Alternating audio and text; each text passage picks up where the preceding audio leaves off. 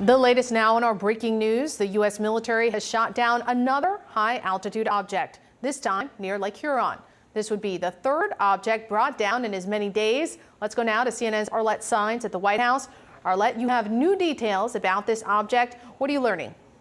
Yeah, Paula, a senior administration official providing some new details to myself, Natasha Bertrand, and Phil Mattingly, detailing what exactly this unidentified object looked like. Now, it was flying at about 20,000 feet when it was shot down. It had been flying over part of Michigan's Upper Peninsula and then was nearing Lake Huron when ultimately it was taken down by fighter aircraft. And what this senior administration official described is that it had an octagonal shape and there were strings hanging from it, but with no discernible payload. Another source who was briefed on the matter also shared that description. And while the U.S. has said that they haven't determined whether there was any intelligence collection capabilities to this object, they are simply not ruling that out at this moment. Now, this object was first detected by NORAD and NORCAM just last night. There was some radar contact that was made, and the U.S. sent some fighter aircraft to try to take a look and see if there was anything out there.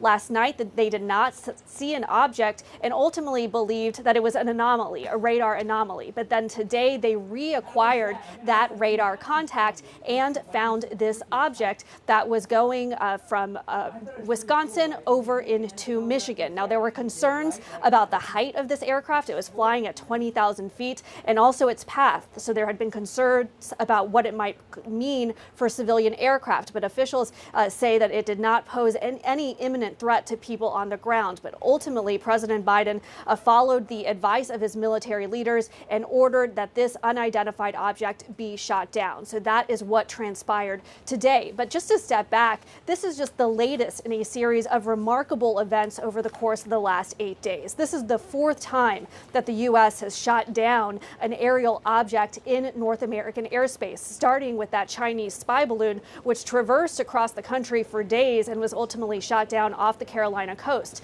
Now there is this trio of unidentified objects with very few descriptors and big questions about where exactly they came from and who they belong to. The two objects that were shot down on Friday and then Saturday, we still have very limited details in what exactly these objects contained and looked like. Officials here have said that they were smaller than that Chinese spy balloon that was shot down off the waters of the East Coast. But certainly so many questions for this administration, as we have just seen unidentified object after unidentified object entering U.S. airspace. And there's questions about where they came from and what exactly it all means. So many questions. Arlette Saenz, thank you. And let's talk more about this with CNN military analyst, retired U.S. Air Force Colonel Cedric Leighton, and CNN's national security analyst, Juliette Kayyem. All right, Colonel, thank you for being with us. What is your reaction to this? Well, this is really interesting, and Arlette's reporting has really piqued my interest, because what you're seeing here is something that I don't think we've seen before, an octagonal object.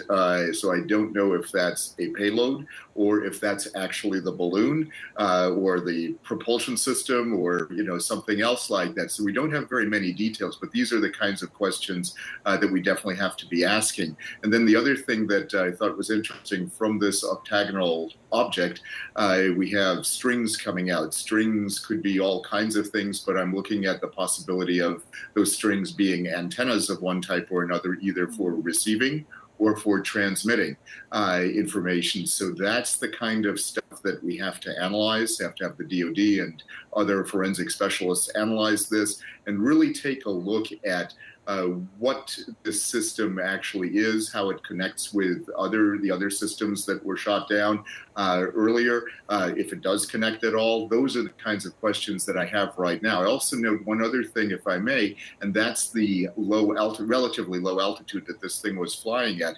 20,000 feet is absolutely within the realm of commercial aircraft, and that's extremely dangerous from a commercial aviation perspective. And the skies over Michigan are fairly well populated, so it's definitely something that needed to be taken care of. And Juliette, I want to get your reaction to this. Another day, another shoot down of a so-called object.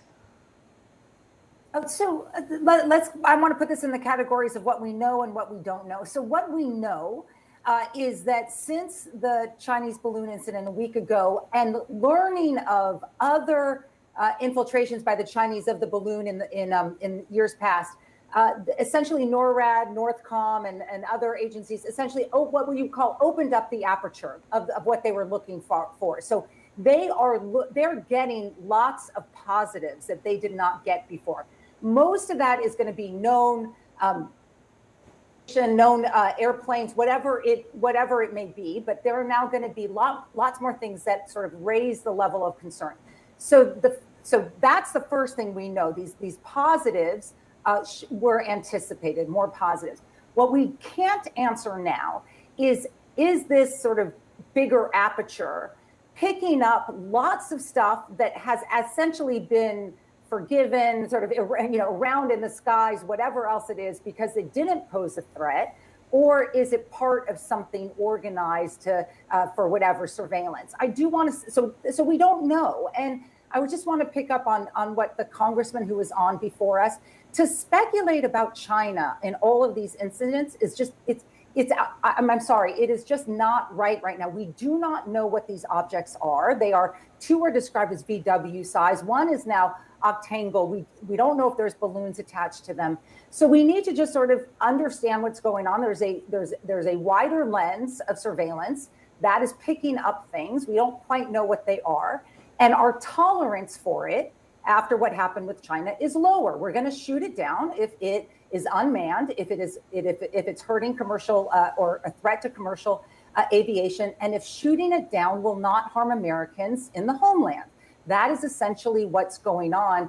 The speculation is really premature at this stage. And Colonel, you talked a little bit about civilian airspace. Clearly, these could potentially pose a threat to civilian aviation. Is there any way to really secure the skies against these kinds of objects? Well, it's certainly a challenge, Paula. And, when we look at how we've secured the skies in the past, we've sometimes used draconian measures such as shutting things down in the wake of 9/11, for example, until we had a reasonable handle on what was flying in our airspace. I don't advocate anything like that at this particular point in time. The danger to commercial aviation is, I would say, minimal at this point, but it is something that has to be taken into account. And airmen of all types, civilian as well as military, have to be on the lookout for unusual objects right now. I think heightened awareness on the part of everybody becomes really important. But having an ironclad, control mechanism for space, that's practically an impossibility, but we can certainly do a better job knowing what's in the air. And I think NORAD has certainly picked up the baton at this point in time, a little bit late, but still better late than never.